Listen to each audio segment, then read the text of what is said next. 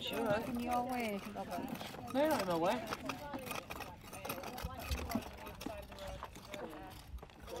The Elsecar Heritage Action Zone started in 2017 and it's a partnership project with Historic England to look at Elsecar and the wider industrial landscape and really understand the significance of that landscape, the history and the archaeology, and look at what survives and how important that is. So one of the things that they looked at was the ironworks. So there were two ironworks in Elsecar. There was the Elsecar Ironworks that was established first, and the Milton Ironworks, which was established a few years later. In terms of the Milton Ironworks, we sort of looked at the site and realised that actually the site of the ironworks is now a recreation field without any development on it. So we were quite excited to see whether any of the ironworks survives underground.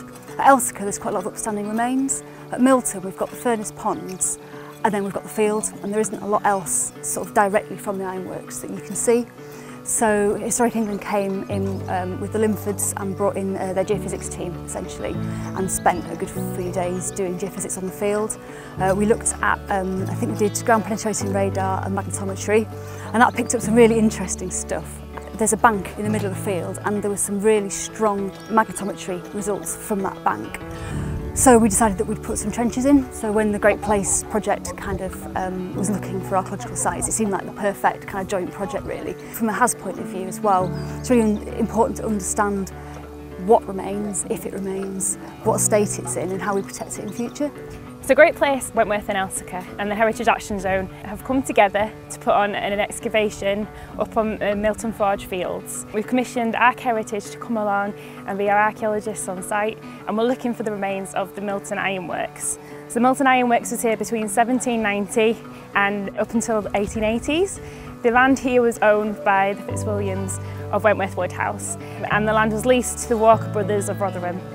The Walkers family lived at Clifton Park Museum in Rotherham, and there were quite big deals in the ironworking industry. It's important to communities to involve them in these sorts of projects because there's nothing else quite like this.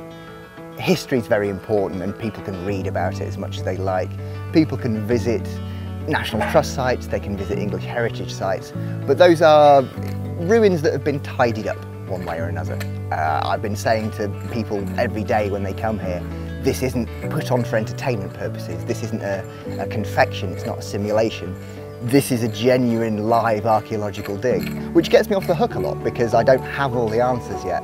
So I finally get to say to people, this is a working interpretation that you're all involved in. It's a big communal effort. As far as we know, we didn't know there was any pictures in existence, but this gentleman brought this picture down, showed it to us. It's going to let us take copies of the image, and hopefully this is going to add to our knowledge for the future when we start looking back and interpreting the site. Here's a picture of the inside of Milton Ironworks.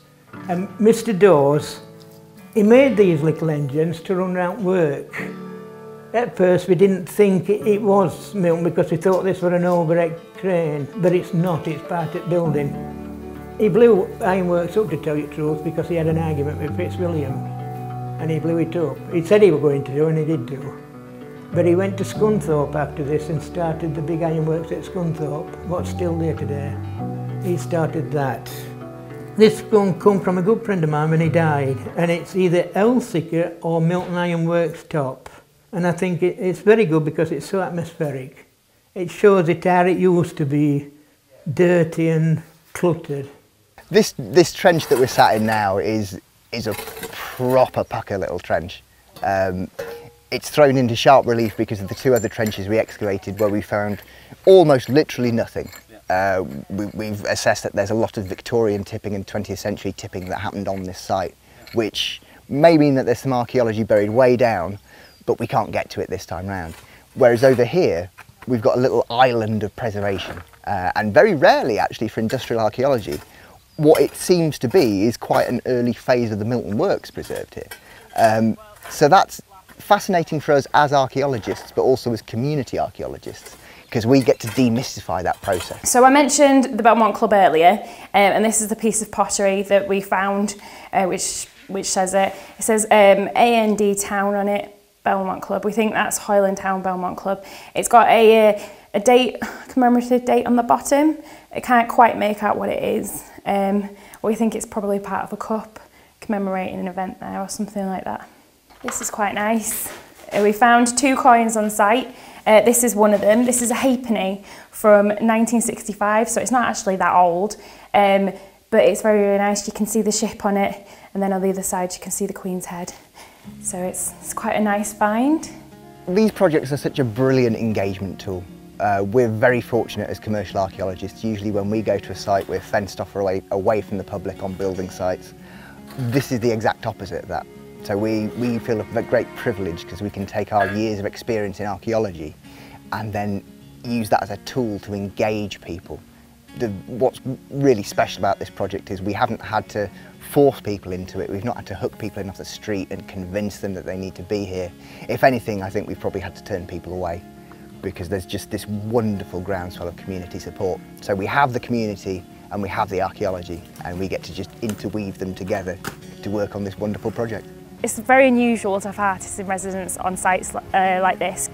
As far as I know, we don't really get artists on community excavations, so it's something a bit different and unusual. We've had 3 artists over the last week and a half so far. I believe they're interested in the history. They're going to create creative responses using creative writing, using imagery, using sound, to create something that kind of is very unique to the excavation. It's something that's going to produce some really interesting results, and it'll be something that we can use in the future to sort of promote Milton and its heritage and how we used art to sort of create something special. I've recorded some sounds today of people working, digging up bits, scraping, rubbing, generally kind of just working in the ground. My intention is to either use those sounds as they are, recreate those sounds, or find a way to have those sounds represented or influenced through musical instruments. So I'll be using these sounds in some way to compose a piece of music or a soundscape. One of the things that really interests me about archaeology though with sound is strata, layering and structuring. So I'm hoping to try and get hold of the geophysics data and use that as an actual structure for a soundscape or a piece, which I can then layer either musical instrument sounds on top of with actual physical sounds. So we have an underlayer that isn't heard but is represented as structure, which is the physical space under the ground, and the sounds of that being uncovered as a more tangible way to find that structure, which is, I think, represented by what we're doing here. So we had the school children in, and they were reflecting on what they'd found within the archaeological dig, so some of the actual finds. What we were also doing is we were looking at old newspaper articles from the time. There was one about a robbery, and there was also a quote about the horizon of the ironworks. And so what we did with the children is we did some blackout poetry, so they could produce their own pieces from that. So blackout poetry is taking some text that already exists and taking out the words that you wouldn't necessarily consider poetic, like and the, and just keeping in the really poetic stuff, and it worked really well.